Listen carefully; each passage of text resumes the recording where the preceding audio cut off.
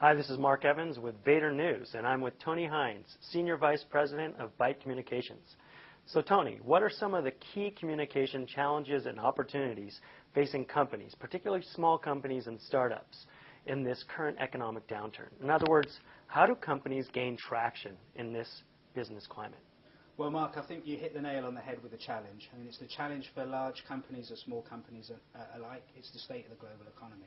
I mean, that really is has a profound impact on all aspects of business and also specifically on how you position and communicate. But I think focusing in on small companies, there's an interesting challenge for them at the moment. And I think that the core challenge from a communications perspective for small companies remains the same as it always has been. And that's really how to differentiate yourself in the market. So to do that effectively, you have to understand your audiences and you have to have a very strong grasp on what your market position is and your market proposition, and really how you bring that proposition to bear on the needs of your audience groups. Now, I think that that's been basically the core of all marketing since its inception. And I think what's really changed, and is an opportunity and a challenge in the current environment, is the growth of media channels.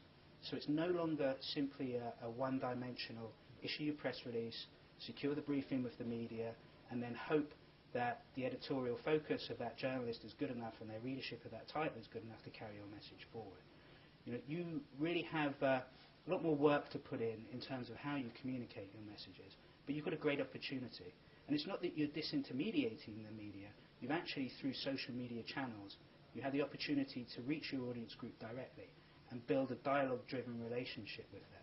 So that takes a lot of courage, it takes a lot of planning, and I think it takes a great deal of understanding of the social media landscape. And we've seen a body of thought around exactly this. I think it was Groundswell by Charlene Lee. If you look at that book, the real major takeaway from there is it doesn't matter the channel you choose, but it matters the market proposition that you create. So I think that that's a key element for startup companies and small market cap companies.